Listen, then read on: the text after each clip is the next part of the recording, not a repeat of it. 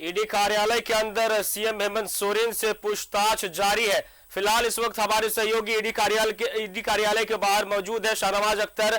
हम उनकी ओर रुख करते हैं। जी शाहनवाज, ईडी कार्यालय में पूछताछ जारी है, 4.5 घंटा का वक्त हो चुका है, अब क्या कुछ जानकारी आ रही है?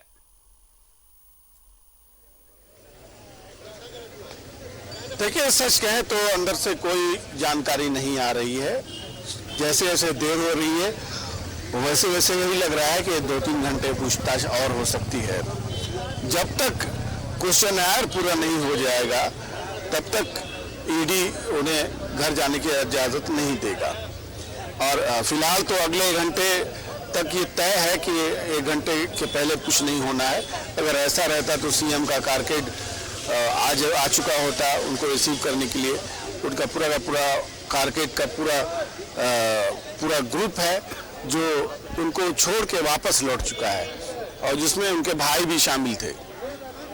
उन्होंने यहाँ पर आके कहा कि जो साजिश की बात वो अक्सर करते रहते हैं, इस बार उन्होंने कहा कि उनको डराने धमकाने की साजिश है, इस तरह की पूछताछ है, उसका मुकाबला करेंगे हेमंत सोरेन बहादुरी से और एक सोरेन काफ़ी है।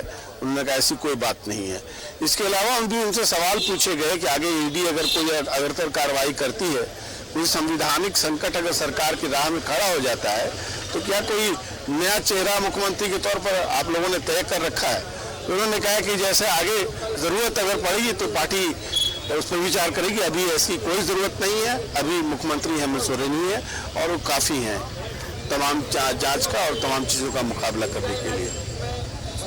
बहरहाल एक जो दृश्य है यहाँ का वो वही है जो सुबह था।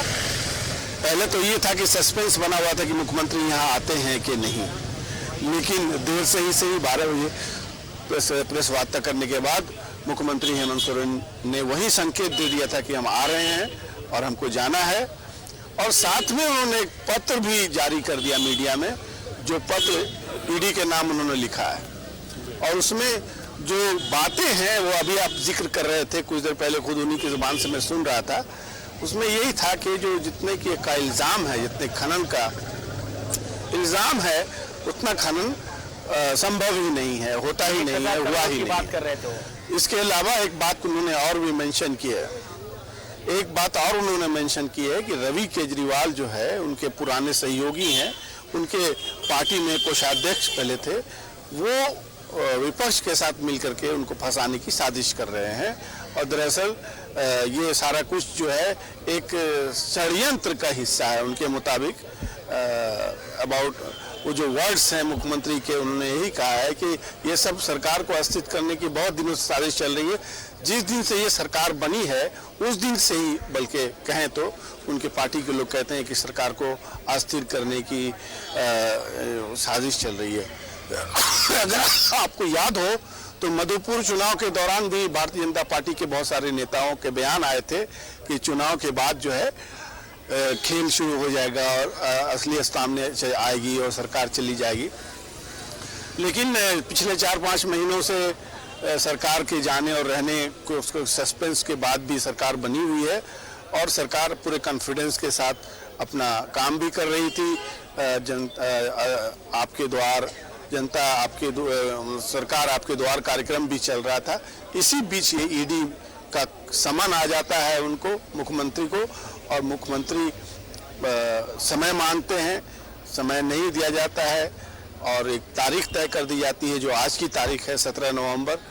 और मुख्यमंत्री एक दिन पहले आग्रह करते हैं कि 16 को बुला लिया जाए उनको, लेकिन 16 को नहीं बुलाया जाता है और 17 तारीख आज आप देखा कि आपने कि मुख्यमंत्री यहाँ पर आ गए।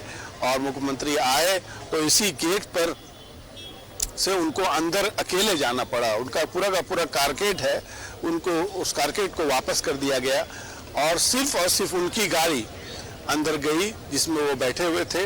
उनके भाई बसंत सोरेन और उनका जो स्टाफ है वो सब आया हुआ था, लेकिन किसी को भी अंदर जाने की इजाज़त नहीं मिली।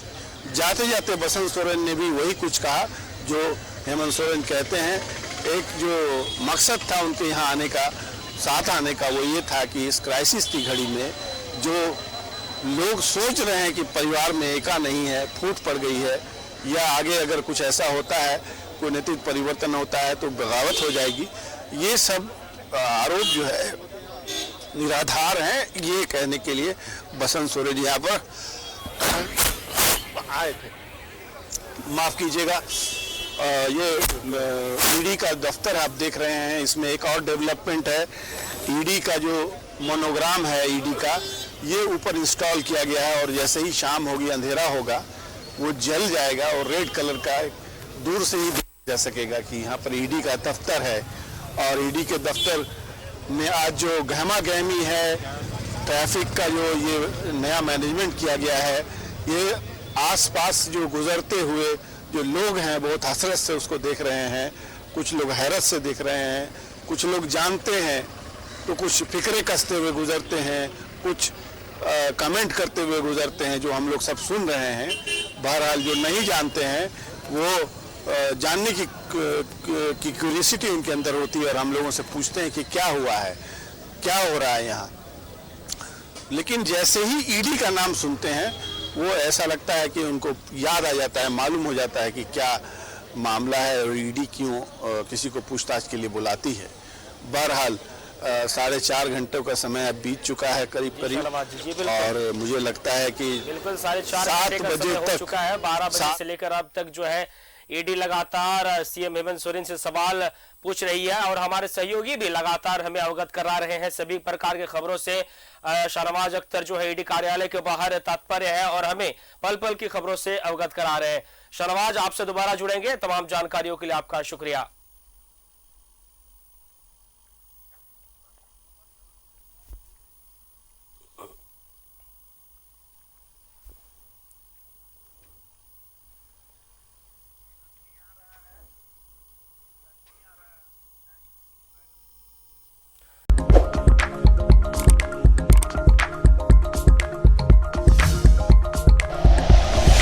Like and share videos, subscribe करें हमारा चैनल और प्रेस करें बेल आइकॉन। न्यूज़ 11 भारत, सच है तो दिखेगा।